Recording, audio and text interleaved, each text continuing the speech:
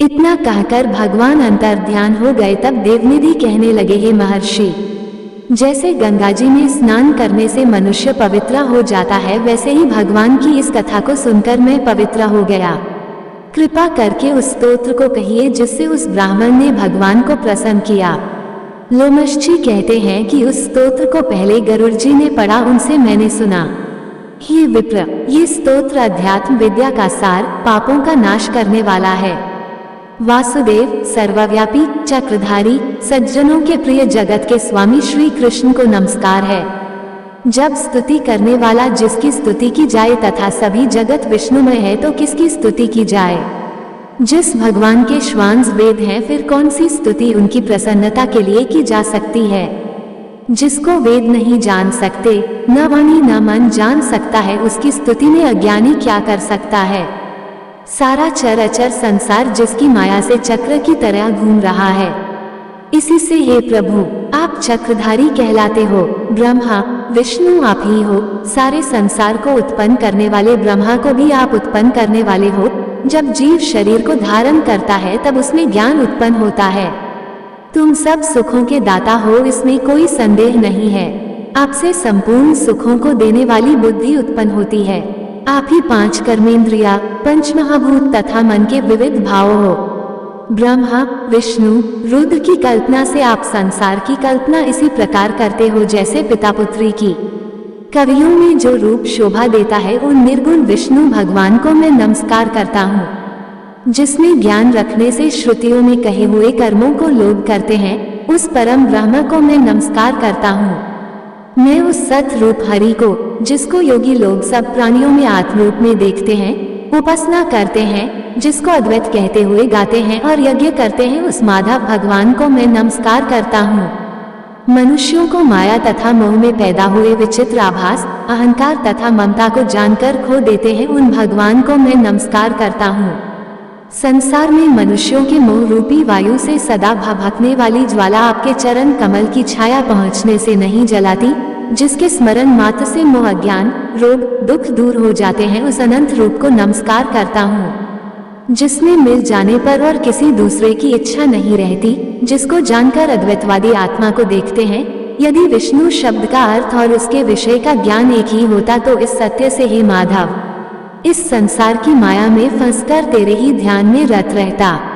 यदि वेदांत दर्शन में भगवान सारे संसार में व्याप्त है, तो इसी सत्य से भगवान में भरी निर्विघ्न भक्ति हो। जो बीज नहीं है तो भी बिना बीज के स्वयं विद्यमान है, सो वो विष्णु भगवान रूपी रंग से हमारे बीज के टुकड़े टुकड़े को, जो सृष्टि स्थिति तथा लय के लिए ब्रह्मा विष्णु महेश तीन रूप धारण करते हैं और कार्य में सत रज और तम इन तीनों गुणों में विद्यमान है, वो भगवान मुझ पर प्रसन्न हो। जो प्राणियों के हृदय रूपी मंदिर में निर्मल देव वास करते हैं, वो भगवान मुझ पर प्रसन्न हो। जो अविद्यापूर्ण संसार का त्याग करता है, जगन्मय आप हो, आपका बनाया हुआ विश्व आनंद करता है।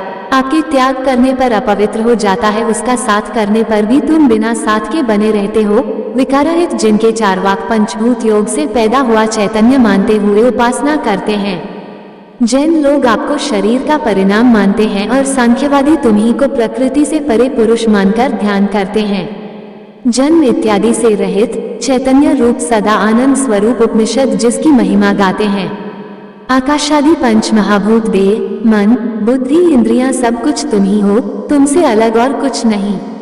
तुम ही सब प्राणियों को उत्पन्न करने वाले हो और मुझको शरण देने वाले हो। तुम अग्नि रवि इंद्र होम मंत्र क्रिया तथा फल सब तुम ही हो। कर्म के फल देने वाले वैकुंठ में तुम्हारे सिवाय कोई नहीं है। मैं तुम्हारी शरण में हूँ। सब प्राणियों के हेतु तथा उनको शरण देने वाले तुम ही हो। जैसे युवा पुरुष की युवती में और युवती की युवा में प्रीति होती है, वैसी मेरी प्रीति तुम में हो। जो पापी भी आपको प्रणाम करता है, उसको यमदूत ऐसे नहीं देखते हैं जैसे उल्लू सूर्य को। प्रत्येक पाप मनुष्य को उस समय तक ही सुख देते हैं जब तक वो आपके चरण कमलों का सहारा नहीं लेता। जिसको गुण जाति तथा धर्म को स्पर्श नहीं कर सकते तथा गतियां भी स्पर्श नहीं करती, जो इंद्रियों के वशीभूत नहीं है, जिनका बड़े बड़े मुनि लोग साक्षात नहीं कर सकते, उन भगवान को मैं नमस्कार करता हूँ। जितने ज्ञान रूपी सुंदर गुण हैं, जिन्होंने सुख स्वरूप मोक्ष रूपी लक्ष्मी का आलिंगन किया, जिन्होंने आत्मस्वरूप सुख भोगा है और जिन्होंने ध्यान रूप से मृत्यु को वश में कर लिया है, ऐसे मुनियों से सेवित भगवान को नमस्कार है। जो जन्मादि से अलग हैं, जिनको काम क्रोध आदि दोष दुख नहीं देते, उन वासुदेव भगवान को मैं नमस्कार करता हूँ। जिनके ज्ञान की गति से अविद्या रूपी मल शुद्ध हो जाता है, जिनकी ज्ञान रूपी शस्त्र से संसार रूपी शत्रु का नाश हो जाता है, उन दुखों के नाश करने वाले को मैं नमस्कार करता हूँ। जिस प्रकार सब स्थावर जंगम संसार को उत्पन्न करते हैं, इसी सत्य से भगवान मुझको दर्शन दें। इस प्रकार उसकी सच्ची भक्ति देखकर भगवान ने प्रसन्न होकर उस ब्राह्मण को दर्शन दिए और ब्राह्मण की स्तुति से प्रसन्न होकर तथा उसको वरदान देकर भगवान अंतर्ध्यान हो गए और वो ब्राह्मण कृतकृत्य होकर भगवान में लीन हो गया और शिष्यों के साथ स्तोत्र पढ़ता हुआ तपोवन में रहने लगा। जो कोई स्तोत्र को पढ़ता अथवा सुनता है, उसकी बुद्धि पाप में नहीं लगती और न ही बुरा फल देखता है। इसके कीर्तन से मनुष्यों की बुद्धि, मन तथा इंद्रियां स्वस्थ होती हैं।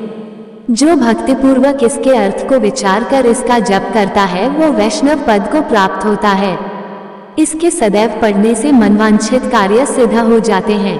मनुष्य सुपुत्र पाता है तथा धन, पराक्रम और चिरायु प्राप्त करता है। इसके पाठ से बुद्धि, धन, यश, कीर्ति, ज्ञान तथा धर्म बढ़ते हैं। दुष्ट ग्रहों की शांति होती है। ये व्याधियों व अनिष्टों को दूर करता है, दुर्गति से तारता है। इसके पढ़ने से सिंह, व्याघ्र, चोर, भूत, देव, पिशाच और राक्षस का भय नहीं रहता। जो भगवान का पूजन करके इस स्तोत्र को पढ़ता है, वो पापों से ऐसे ही अलग रहता है जैसे जल पंख से कमल। जो इस स्तोत्र को 1 काल, 2 काल या 3 काल पढ़ता है, वह अक्षय फल प्राप्त करता है। जो मनुष्य प्रातः काल इस स्तोत्र का पाठ करता है, वह इस लोक और परलोक में अक्षय सुख पाता है। विद्युति का बनाया हुआ ये स्तोत्र भगवान को अत्यंत प्रिय है और भगवान के दर्शन कराने वाला है। योग सागर नाम का ये स्तोत्र परम पवित्र है। जो कोई भक्ति पूर्वक इसको पढ़ता है, वो विष्णु लोक को जाता है। अब पिशाच मोक्ष की कथा कहते हैं। माघ महात्म्य।